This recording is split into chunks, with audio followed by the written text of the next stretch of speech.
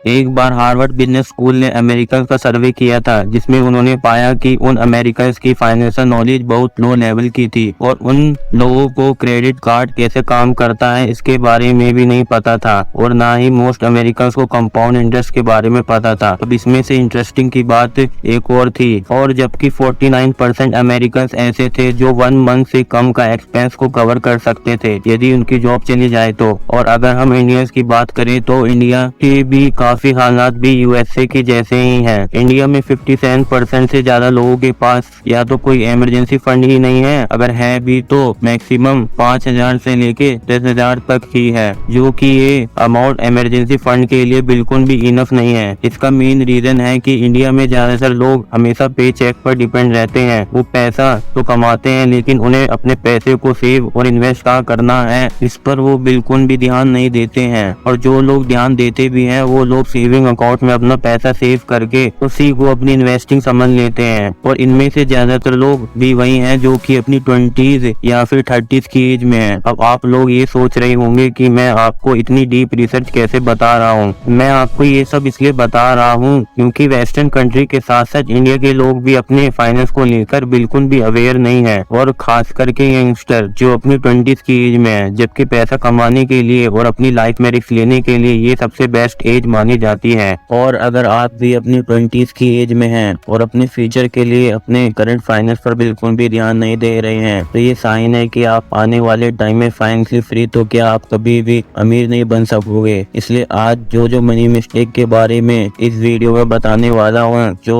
लोग ज्यादातर अपनी लाइफ में करते हैं, और अगर आप अपनी 20s की एज में इन मनी मिस्टेक को समझ लेते हैं तो आप बिल्कुल अपनी आगे की लाइफ को फाइनेंशियली सिक्योर कर सकते हैं। Mistake number 1, you don't invest in yourself. जब भी लोग अपनी 20s की एज में थोड़ा बहुत पैसा कमाना शुरू करते हैं तो वो लोग अपने पैसे को अपने स्किल्स पे ना इन्वेस्ट करके वो उन पैसों को सेव करते हैं, लेकिन इसका कोई बेनिफिट नहीं होता है। इसकी वजह से वो अपनी 20s की एज में काफी अपॉर्चुनिटी खो देते हैं और फिर उन्हें आगे की लाइफ में फाइनेंशियली स्ट्रगल करना पड़ता है। आइए इसे एक एग्जांपल से समझते हैं। एक मोहन नाम का लड़का अपनी 22 की एज में पैसा कमाना शुरू करता है और वो अपनी लाइफ में बस सेविंग करता रहता है अपनी 30 की एज तक, और बिना अपने स्किल्स पर इन्वेस्ट करे, जिसकी वजह से वो 8 साल में सिर्फ 5 लाख रुपए ही सेव कर पाता है। और दूसरी तरफ एक रोहन नाम का लड़का है, वो अपनी 22 की एज में पैसा कमाना शुरू करता है। अब वो अपनी 22 की एज में अपनी स्किल्स पर इन्वेस्ट करता है, जैसे digital marketing, communication skill, investing skill, और अब वो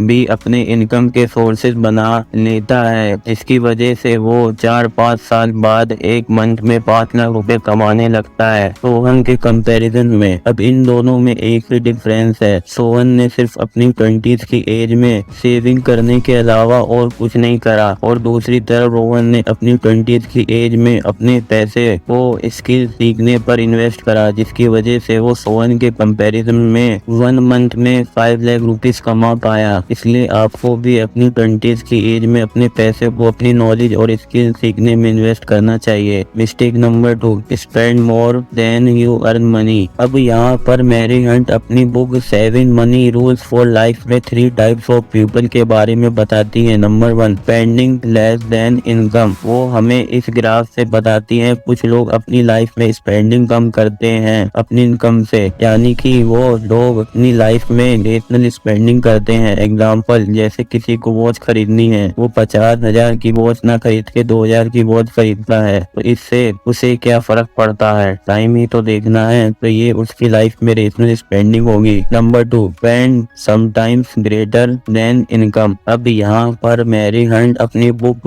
7 मनी रूल्स फॉर लाइफ में बताती है कि कुछ लोग अपनी लाइफ में स्पेंडिंग ज्यादा करते हैं अपनी इनकम से, यानी कि वो अपनी लाइफ में इमोशनली स्पेंडिंग करते हैं। अब ये इमोशनली स्पेंडिंग क्या होती है दोस्तों? हम इमोशनल स्पेंडिंग उसे कहते हैं जैसे हम जब ज्यादा इमोशंस में आके बिना सोचे समझे किसी भी चीज को खरीद लेते हैं जिसकी हमें अपनी लाइफ में जरूरत नहीं होती है, क्योंकि हम लोग अपनी लाइफ में फाइनेंशियली डिसिप्लिन नहीं रहते हैं, और इस इमोशनल स्पेंडिंग हैबिट की वजह से वो लोग अपनी पूरी लाइफ में फाइनेंशियली स्ट्रगल करते रहते हैं। Number 3, investment income greater than spending. अब यहाँ हैरी हंट बोलते हैं, तीसरे तरीके के लोग सबसे अलग होते हैं। वो लोग अपनी लाइफ में स्पेंडिंग तो कम करते ही हैं, लेकिन ये लोग अपनी लाइफ में कंटिन्यू इन्वेस्टमेंट इनकम करते रहते हैं, जिसकी वजह से इनकी इन्वेस्टमेंट इनकम कंटिन्यू ग्रो होती रहती है और ये इन्वेस्टमेंट इनकम इनके एक्सपेंसिव से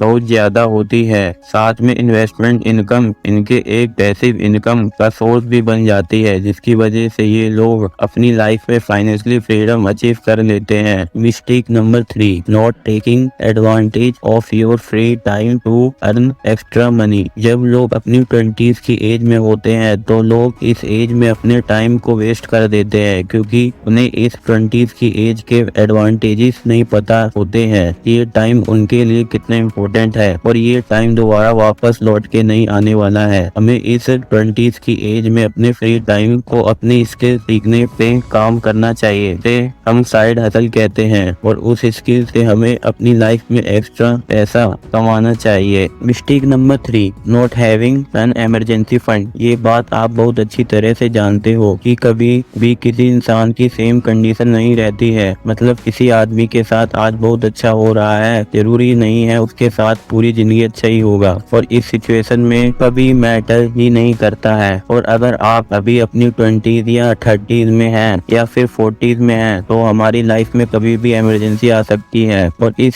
टाइप की सिचुएशन को हम कभी भी इग्नोर नहीं कर सकते हैं। हो सकता है जिस जॉब को आप अपना कैरियर समझ रहे हो वो एकदम से अचानक से चली जाए, या फिर आपका कोई बिजनेस जिससे आज अच्छी खासी इनकम हो रही है वो अचानक से बंद हो जाए। अब मैं आपको डिमोटिवेट नहीं कर रहा हूँ, पर ऐसा होता है। एग्जाम्पल, जब कोविड-19 आया था तो उस समय काफी लोगों को अपनी जॉब को गंवाना पड़ा और बहुत लोगों को अपना बिजनेस भी बंद करना पड़ा। अब इसमें से ऐसे लोग होते हैं जो इस सिचुएशन को समझ के पहले से अपना इमरजेंसी फंड क्रिएट कर लेते हैं, और इनमें से जो लोग अपना इमरजेंसी फंड नहीं क्रिएट करते हैं तो इस सिचुएशन में उनकी फाइनेंशियल लाइफ पर बहुत ज्यादा इम्पैक्ट पड़ता है। और जब भी ऐसे लोगों के पास इमरजेंसी आती है तो उन्हें इस सिचुएशन से सरवाइव करने के लिए दो ही ऑप्शन बचते हैं, या तो वो किसी से कर्ज ले लें या वो बैंक से लोन ले लें। और ये चीज आप अच्छी तरह जानते हैं, अगर ये चीज हावी हो जाती है तो ये आपकी फाइनेंशियल लाइफ पर काफी ज्यादा इम्पैक्ट करती हैं। इसलिए अगर आप अभी अपनी 20s की एज में हैं तो आप अपनी इनकम के हिसाब से कुछ पैसा अपने इमरजेंसी फंड में सेव करके जरूर रखें। अगर आप अपने पैसे कुछ इमरजेंसी फंड में सेव कर लेते हैं तो ये इमरजेंसी फंड आपके मुश्किल वक्त में मदद कर सकता है। अब ये जरूरी नहीं है कि आपको हर महीने बहुत सारा पैसा सेव करना है, आप अपनी इनकम का कुछ हिस्सा सेव कर सकते हैं जो कि आपके मुश्किल समय में आपकी जरूर मदद करेगा। Mistake number 4, fail to understand the power of compounding. Great scientist Albert Einstein एक बार कहा था, कंपाउंडिंग इंटरेस्ट दुनिया का 8वां अजूबा है। जो इसकी पावर को समझ जाता है वो अपनी लाइफ में अमीर बन जाता है, जो नहीं समझ पाता है वो गरीब ही रह जाता है। कंपाउंडिंग की पावर आपको कितना पैसा दे सकती है ये 20s की एज ज्यादातर लोग समझ नहीं पाते हैं, इसलिए उन्हें अपनी लाइफ में इन्वेस्टिंग ना करके आगे उन्हें अपनी लाइफ में फाइनेंशियली स्ट्रगल करना पड़ता है, और उन्हें ये लगता है कि एक छोटा अमाउंट उन्हें क्या ही अमीर बना देगा। लेकिन उनकी ये सोच बहुत गलत होती है, क्योंकि कंपाउंडिंग की पावर आपके पैसे को कहाँ तक ग्रो करा सकती है ये आप इमेजिन भी नहीं कर सकते हो। अब सवाल यहाँ पर ये आता है कि ऐसा कौन सा तरीका है जिसकी मदद से हम ये कंपाउंडिंग के फायदे ले सकते हैं। इसके लिए बेस्ट प्लेस है शेयर मार्केट, जहाँ पर आपको इन्वेस्टमेंट पर रिटर्न तो मिलते ही हैं, साथ ही साथ आपको यहाँ कुछ कंपनी डिविडेंड्स भी देती हैं। बट जो लोग बिगिनर्स हैं जिन्हें स्टॉक मार्केट के बारे में कुछ भी नहीं पता है, उनके लिए पीटर लिंच जो अमेरिका के one of the best investor में से एक हैं, वो बोलते हैं कि आप कोई ऐसी कंपनी चुनो जिनका आप डेली लाइफ में खुद यूज करते हो, जो कि आपसे किसी न किसी तरह से कनेक्टेड है, जिन पर आपको भरोसा भी हो। एग्जाम्पल, गूगल सर्चिंग के लिए, एप्पल मोबाइल फोन के लिए, अमेज़न शॉपिंग के लिए, नेटफ्लिक्स मूवी के लिए, कोको कोला सॉफ्ट ड्रिंक के लिए। पीटर लिंच बोलते हैं अगर आप इस तरह की कंपनी में इन्वेस्ट करते हो तो आप काफी प्रॉफिट निकाल सकते हो, क्योंकि ये कंपनी सिर्फ 1 या 2 कंट्री में यूज नहीं करी जाती हैं बल्कि वर्ल्ड वाइड में यूज करी जाती हैं। इसलिए फ्यूचर में इन कंपनीज की ग्रोथ की पॉसिबिलिटी कई गुना बढ़ जाती है। तो दोस्तों ये थी कुछ फाइनेंशियल मिस्टेक जो लोग अपनी 20s की एज में करते हैं, और अगर आप इन फाइनेंशियल मिस्टेक को अभी समझ जाते हैं तो आप होपफुली अपनी फ्यूचर को फाइनेंशियली सिक्योर कर सकते हो। और अगर ये वीडियो से आपको कुछ भी सीखने को मिला तो आप इस वीडियो को लाइक और शेयर जरूर करें।